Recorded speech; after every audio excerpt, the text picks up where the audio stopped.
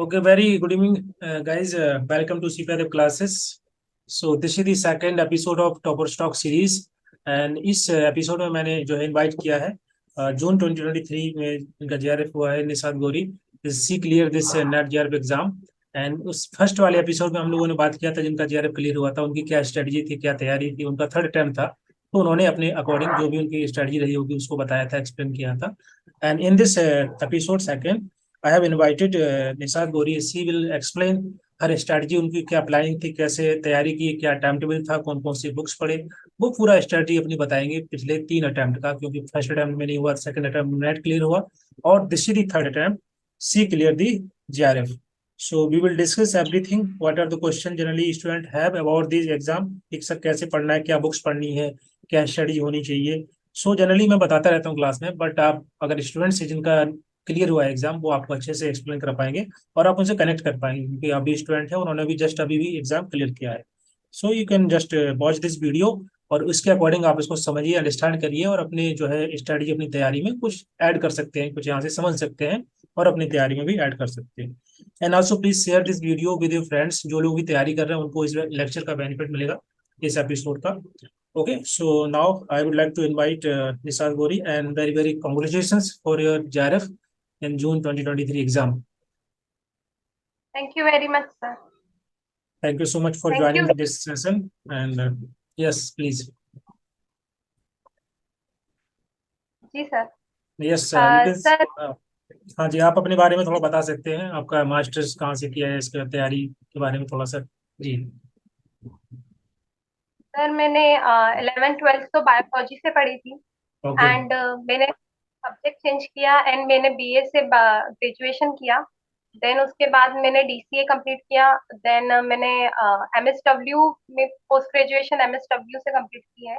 Then तब मेरी university में सेकेंड रैंक लगी, तब मैंने डिसाइड कर लिया था कि मुझे यूजीसी नेट जेआरएफ एग्जाम देना है।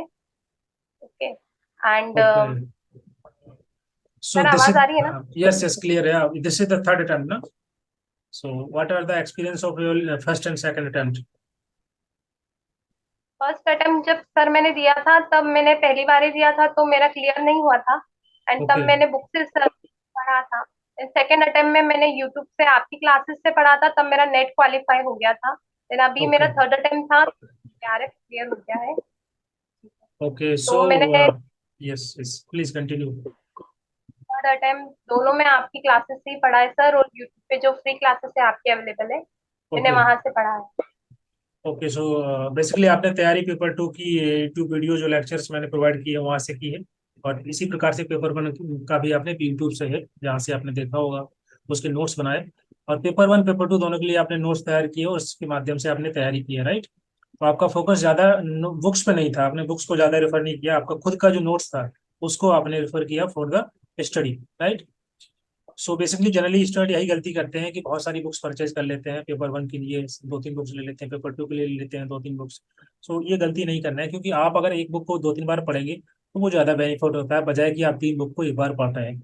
और बेहतर होता है कि आप उसको नोट्स बनाइए, नोट्स ज़्यादा अच्छे होते हैं, क्योंकि आप जो लिखते हैं आपका पता होता है आपने क्या लिखा हुआ है। जो चीज़ आपको नहीं आती वही लिखते हैं, सब कुछ नहीं लिखा होता है बुक्स में, सब कुछ दिया रहता है, क्योंकि उसमें से बहुत सारी चीज़ें हमको आती हैं, उसको बार बार पढ़ना पड़ता है, टाइम वेस्ट हो जाता है। तो फोकस करिए नोट्स बनाने पर। आप नोट्स पढ़िए, जैसे कि मान लीजिए मैंने नोट्स प्रोवाइड किए हैं तो उसको पढ़ लीजिए, समझ लीजिए, उसमें से आप नोट डाउन कर लीजिए जो आपको इंपॉर्टेंट लग रहा है, उसका बार बार रिवाइज करिए। और साथ साथ क्वेश्चन भी सॉल्व करना होता है, क्योंकि केवल थ्योरी पढ़ने से आपका जीआरएफ क्लियर नहीं होगा, आपको साथ साथ थ्योरी प्रीवियस क्वेश्चन आपको सॉल्व करने पड़ेंगे। So paper one paper two की आपकी तैयारी जो थी वो नोट्स पे आधारित थी, आपने नोट्स को तैयार किया, बनाया, उसको रिवाइज किया और क्वेश्चन सॉल्व किए। पेपर वन में अगर अभी हम देखें, पेपर वन का आपका जनरली दो चीजें होती हैं, दो पोर्शन होता है, एक तो होता है आपका न्यूमेरिकल पार्ट एंड सेकंड वाला that is the theoretical part. So what about the numerical part, जिसमें डीआई मैथमेटिकल रीजनिंग ये सब मैथमेटिक्स आता है। So how you deal that particular portion? Sir मेरा मैथ्स बहुत वीक है, ओके। इसलिए मैंने न्यूमेरिक कर दिया था। एंड बाकी की जो यूनिट थी वो मैंने बहुत अच्छे से प्रिपेयर की थी, एंड उन्हीं की ओके। बेसिस पे मेरा पेपर हुआ है। ओके। सो एंड मैंने प्री यस, यस, और पीवाईक्यू? बहुत लगाए थे पेपर वन में। And okay. पेपर टू में भी सर 2004 से 2022 तक के पीवाई क्यू सॉल्व करे थे। ओके ओके, सो बेसिकली आपने बहुत सारा 10-12 साल का पेपर सॉल्व किया। पेपर वन में कितना सॉल्व किए थे आपने पेपर वन में, क्योंकि हर एक सब्जेक्ट के साथ पेपर बना आता है तो बहुत सारे पेपर रहते हैं एक साल में ही।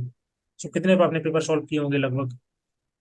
कि सर मैंने 6 to 7 ईयर के कवर किए थे, लेकिन ओके। पेपर टू में मैंने। हम्म। पेपर टू में आपने ज्यादा सॉल्व किए 2004 से 2022 तक। ओके, तो बहुत जी सारा सर। क्वेश्चन पेपर हो गया था, मतलब इतने सारे क्वेश्चन आप करेंगे तो ऑफकोर्स अच्छा प्रैक्टिस रहेगा तो एग्जाम में परफॉर्मेंस भी बेहतर होती है। जनरली स्टूडेंट बोलते हैं सर कितना क्वेश्चन सॉल्व करना चाहिए, जितना आपका मन करे। अगर आपका मन करता रहे तो करते रहिए सॉल्व, क्योंकि जितना प्रैक्टिस उतना बेहतर रिजल्ट आएगा। ओके, तो पेपर वन में आपको नोट्स बनाने हैं, और जो पोर्शन आपका स्ट्रांग है उस पर ज्यादा फोकस करना है। जैसे इन्होंने अब इनका जो न्यूमेरिकल पार्ट था, न्यूमेरिकल पोर्शन था, वो इतना स्ट्रांग नहीं था, मैथ अच्छा नहीं था, वीक था। So she focus on that remaining part, theoretical part. बाकी चीजों पर उन्होंने फोकस किया, जो अच्छे तरीके से तैयारी की, बहुत सारे क्वेश्चन सॉल्व किए, और उनका पेपर वन भी अच्छा हुआ। इसी प्रकार से पेपर टू में भी जो पोर्शन आपका स्ट्रांग हो उस पर ज्यादा आपको जोर देना चाहिए। आप उसको अच्छे से तैयार कर लीजिए। बाकी जो रिमेनिंग पोर्शन है जिसको आपको लग रहा है कि वीक है, तो उसमें आप उसको पढ़ के जाइए, हो सकता है वहां से इजी क्वेश्चन आ जाए तो आप क्वेश्चन सॉल्व कर पाएंगे। लेकिन छोड़ना कुछ नहीं है, पढ़ना सब कुछ है। और जो आप जिस जिस पोर्शन पे आपका जो है कमांड अच्छा है उसको और मजबूत करिए, ताकि वहां से किसी प्रकार की गलती ना हो। इन सब चीजों को आपको ध्यान में रखना है। और previous question is very important for paper one as well as paper two. क्योंकि पेपर वन में एक ही साल में बहुत सारे क्वेश्चन रहते हैं, क्योंकि पेपर हर एक पेपर के साथ, सब्जेक्ट पेपर के साथ पेपर वन भी होता है। तो आपको बहुत सारे पेपर मिल जाएंगे, तो एटलीस्ट आप 5-6 सालों के 7 सालों के क्वेश्चन लगा सकते हैं अगर टाइम ज्यादा है। अभी तो काफी टाइम है, 6 मंथ है, तो आप प्रैक्टिस कर लीजिए। और साथ साथ पेपर टू के लिए भी प्रीवियस क्वेश्चन आप लगाइए। और अभी आपका जो अनुभव कैसा है, क्योंकि अभी दो आपने 3 अटेम्प्ट दे चुके हैं, तो पेपर का जो पैटर्न है क्या बदल रहा है, किस टाइप का है, थोड़ा उसके बारे में आप बताएंगे?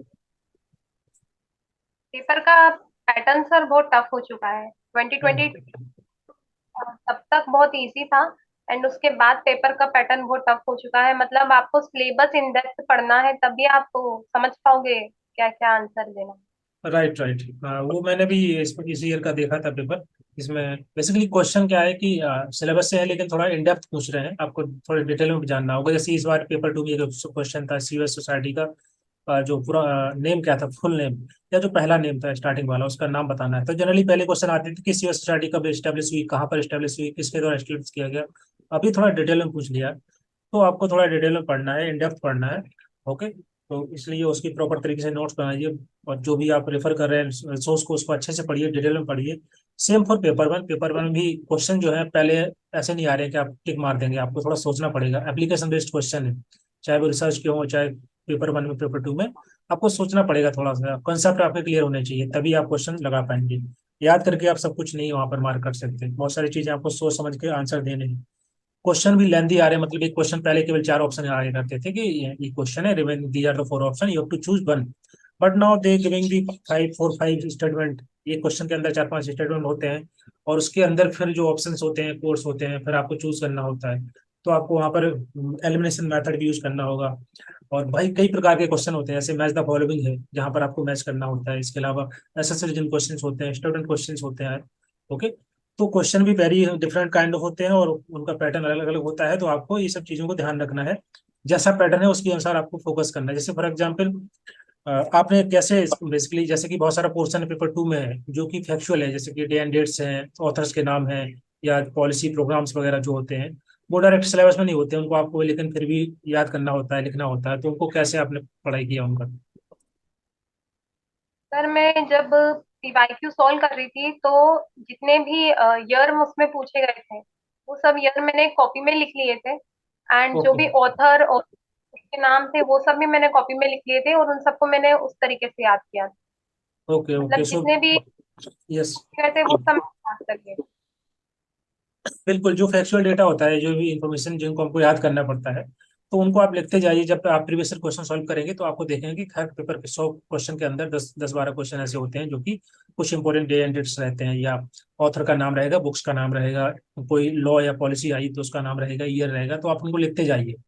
या फिर जैसे कि मान लीजिए जो लोग कोर्स ज्वाइन करते हैं डायरेक्टली, तो मैं उनको कंपाइलेशन दे देता हूँ, उसमें पूरा बनाया बनाया होता है, so आपको कुछ लिखना नहीं पड़ेगा।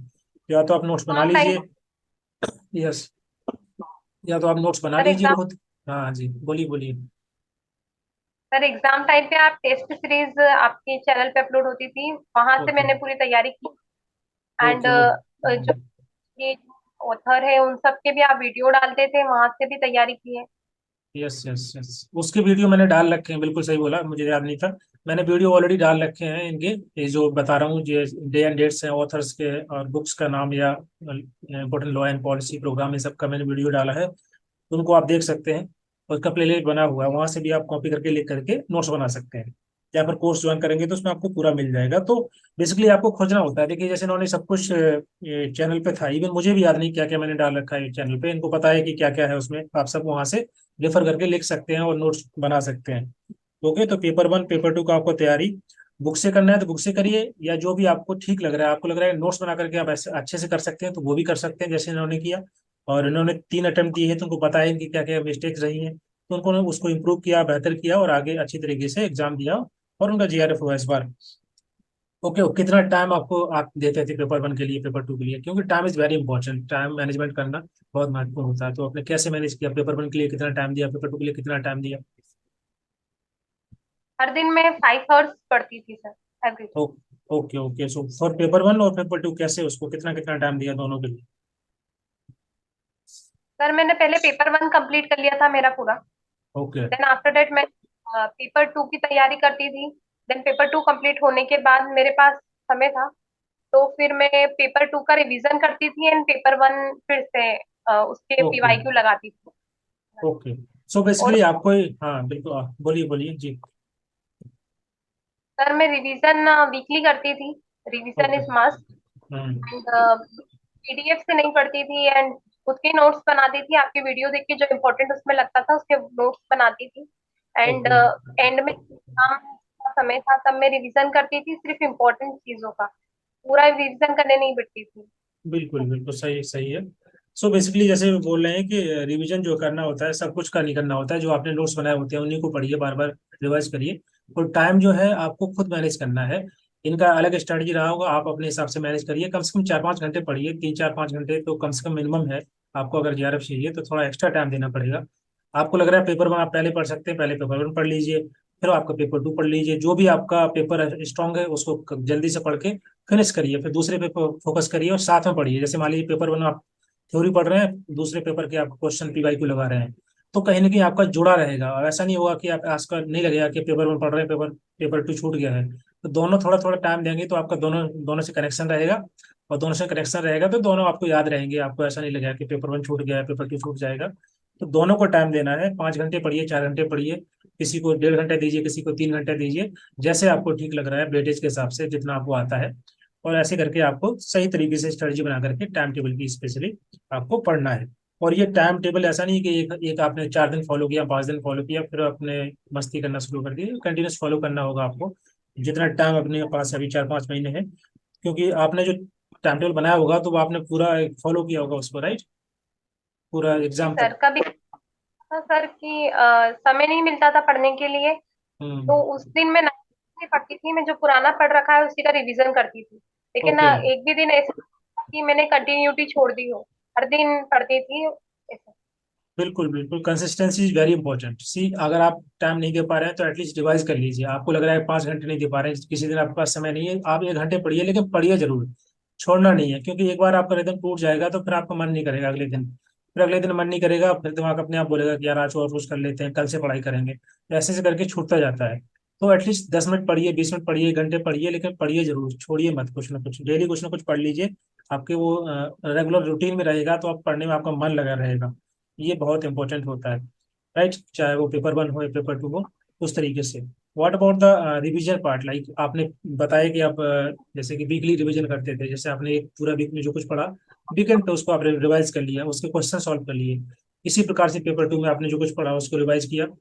और जब लास्ट में जब पूरा पढ़ लेते हैं, और जैसे कि एग्जाम आ गया, एग्जाम के 1 महीने पहले की आपकी क्या स्टडी, क्योंकि वो लास्ट वाला जो टाइम होता है वो बहुत ज्यादा इंपॉर्टेंट होता है, उसमें आपने कैसे मैनेज किया?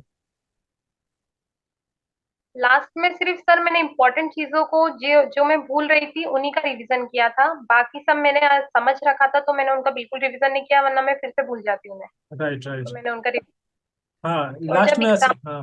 हाँ जी, बोलिए बोलिए। मेरा सेकंड अटेम्प्ट था, हम्म। सेकंड अटेम्प्ट था तो तब सर मैंने फर्स्ट क्वेश्चन सॉल्व किया था एग्जाम में, सेकंड किया, देन थर्ड किया, तो वो मुझे आ नहीं रहे थे।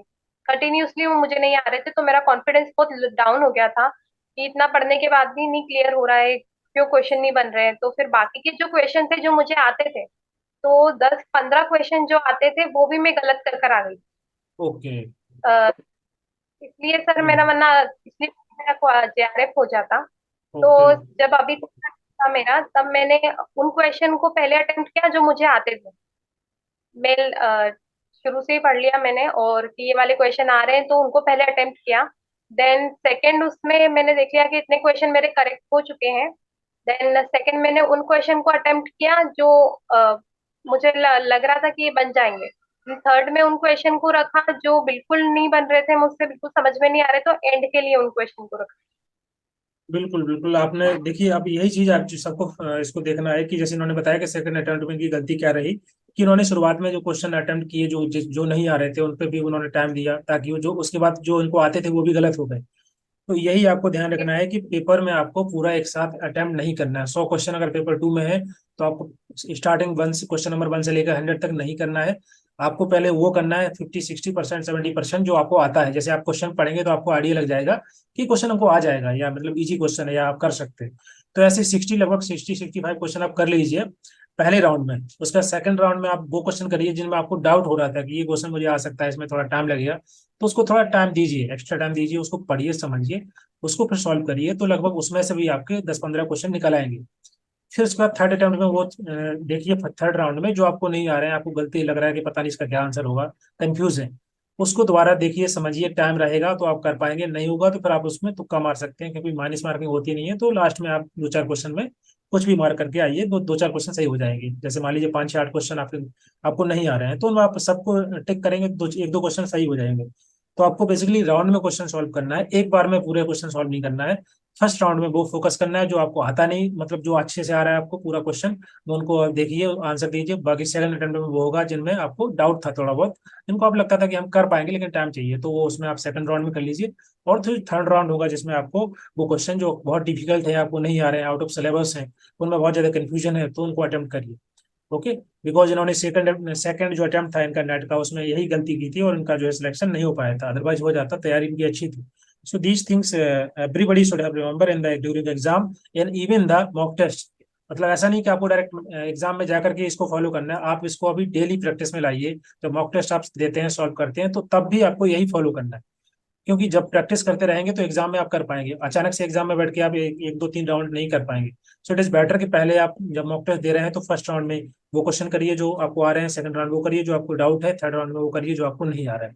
राइट, यही strategy I think paper 1 paper 2 के लिए बेहतर होगा।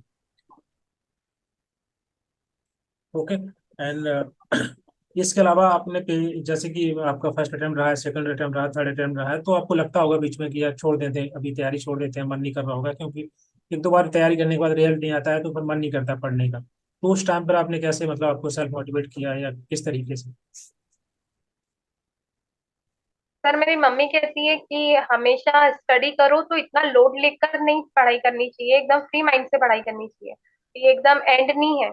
अगर राइट हम इतना ज्यादा पढ़ते हैं तो एंड में जब अगर रिजल्ट खराब आता है तो हम बिल्कुल डिमोटिवेट हो जाते हैं कि अब कुछ और भी नहीं करना है। राइट तो राइट। सर मैंने एकदम स्टडी की थी कि अगर नहीं भी क्लियर हुआ तो सेकंड अटेम्प्ट दूंगी। और जब सेकंड अटेम्प्ट में नेट क्लियर हो ही गया तो फिर जेआरएफ के लिए मन बना लिया सर के अब तो जेआरएफ करना है। Yes yes yes. बिल्कुल, देखिए सेल्फ मोटिवेशन जरूरी है। और देखिए मोटिवेशन के लिए सबसे इम्पोर्टेंट अगर बात करें तो अपने जो पेरेंट्स होते हैं वो ज़्यादा आपको मोटिवेट करते हैं, उनकी बात उनको समझिए, क्योंकि जो आपको बताएंगे बहुत सही चीज़ बताते हैं। लेकिन जनरली स्टूडेंट क्या होते हैं या बच्चे होते हैं, वो माता पिता की बातों को ज़्यादा ध्यान देते नहीं है। लेकिन अगर आप अच्छे से समझेंगे तो आपके जो मोटिवेशन या जो टीचर होता है, प्राइमरी टीचर, वो फैमिली होती है, आपकी मदर होंगे, आपके फादर होंगे, या आपके सिस्टर हो सकते हैं, ब्रदर हो सकते हैं, तो उनको समझिए, जो टीचर बता रहा है उसको समझिए। और जो भी एग्जाम है, अगर एग्जाम क्लियर नहीं हो रहा है इसका मतलब थोड़ी इट्स नॉट एंड। ओके, आप अगेन दोबारा ट्राई करिए, अपने आप को मोटिवेट रखिए, जो चीज़ें आपको अच्छी लगती हैं, जो स्पोर्ट्स अच्छा लगता है उसको, जो आपको हॉबी अच्छी लगती है उसको परफॉर्म करिए साथ साथ में, ताकि मोनोटोनस आपका नहीं रहेगा स्टडी। पढ़ाई भी करते रहिए, साथ साथ में एंजॉय भी करिए, सब कुछ करिए। ओके। ताकि बाद में अगर आपका एग्जाम परफॉर्मेंस अच्छा नहीं हो पाता, फिर भी आपको लगेगा कि मैंने कोशिश किया था, एटलीस्ट अपनी तरफ से एफर्ट किया। वो एग्जाम में अगर किसी बाई बैड लक अगर नहीं हो पाता है तो आपको निराश नहीं होना पड़ेगा, आप दोबारा कोशिश करेंगे विद फुल एनर्जी। ओके। और always inspire from the parents and the teachers, जो भी आपके कलीग्स हैं, फ्रेंड्स हैं, ऐसा फ्रेंड सर्कल बनाइए जो पढ़ते हो आपस में, अच्छा इंटरेक्शन हो उनसे, आप कुछ पॉजिटिव ले रहे हो, आप उनमें शेयर कर रहे हो, राइट? ऐसे फ्रेंड सर्कल बनाइए, क्योंकि दोस्त या जो फ्रेंड होते हैं आपके, जो आसपास के 3-4 लोग होते हैं, वो बहुत इंपॉर्टेंट रोल प्ले करते हैं किसी भी पर्सन की पर्सनालिटी के लिए। ओके, जैसे हम लोग सोशल वर्क में पढ़ते हैं कि जो आपके सराउंडिंग्स होती है वो आपके इम्पैक्ट करते हैं बिहेवियर को, आपकी पर्सनालिटी को, तो जो हम पढ़ते हैं उसको इम्प्लीमेंट भी करना चाहिए। बिल्कुल, तो आपके सराउंड, आपके फैमिली मेंबर, आपके जो फ्रेंड्स हैं, ओके, उनसे आप इंस्पायर हुई है, उसको उनको बताइए जो भी आपकी मिस्टेक्स कर रहे हैं, गलतियां कर रहे हैं, टीचर के साथ शेयर करिए, क्योंकि जब आप सब कुछ शेयर करेंगे तभी अच्छी तरीके से परफॉर्म कर पाएंगे। ओके, अपने आप को बेहतर बना पाएंगे for the exam and for the life also. So this is all about this episode and any message, अगर आप कुछ मैसेज देना चाहेंगे स्टूडेंट को जो लोग तैयारी कर रहे हैं, अभी आने वाले 5-6 महीने तैयारी करेंगे, so any message you want to give, you can just. Message तो सर मेरा यही है कि आप बुक पे डिपेंडेंट मत होइए, एंड यूट्यूब के ऊपर रिसर्च से पढ़िए, वहाँ पे बहुत अच्छा कंटेंट अवेलेबल है। एंड पीवाईक्यू सॉल्व कीजिए एंड थर्ड राउंड में क्वेश्चन सॉल्व कीजिए। यस यस, बिल्कुल सही है कि जो आपने बताया है कि आपको आपको लग रहा है कि आप बुक्स से नहीं पढ़ पा रहे हैं तो नोट्स बना लीजिए, अगर आप बुक्स से पढ़ पा रहे हो ठीक है, नहीं तो नोट्स बनाना ज़्यादा इंपॉर्टेंट होता है। मुझे लगता है कि नोट्स आपका खुद का बुक होता है, आप उसको समझ पाते हैं, आप किसी भी टाइम पे आप मन किया जब ओपन करके देख लिया, रिवाइज कर लिया, और नोट्स में वही चीज़ें होती हैं जो आपको नहीं आती हैं, आपने वही लिखी होती है, राइट? सो आपका टाइम भी कम लगता है, जल्दी रिवीजन हो जाता है, और उसका आप यूज भी कर सकते हैं। जब क्वेश्चन सॉल्व कर रहे हैं तो आपको समझ में आएगा कि अपने नोट्स में जो कुछ पढ़ा है यहाँ पर आ रहा है, आपने क्या गलती कर रहे हैं आपको दिख जाएगा। तो वो सभी चीजें आपको ध्यान रखनी है। बाकी this is all about this episode second, and thank you so much आपने ज्वाइन किया।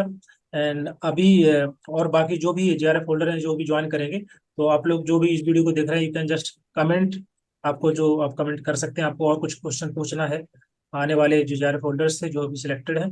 और आप लोग तैयारी करिए अच्छे से, और ये वीडियो जरूर शेयर करिए सबके साथ जो लोग तैयारी कर रहे हैं, आपके फ्रेंड्स वगैरह, ताकि ताकि उनको भी इस लेक्चर का बेनिफिट मिले। और हम लोगों ने अभी बात किया निशा से, सी एक्सप्लेन एवरीथिंग, उनकी क्या स्टडी रही है, क्या कैसे तैयारी की है, क्या टाइम टेबल था, क्या क्या उन्होंने फॉलो किया, सब चीज़ों के बारे में उन्होंने बताया। So I hope this lecture, this episode आपको बेनिफिट करेगा आपकी तैयारी के लिए। And thank you so much Nishat for joining this session and for accepting the invitation to just for the interview. Thank you so much. Thank you sir, thank you very okay, much. Thank you so much.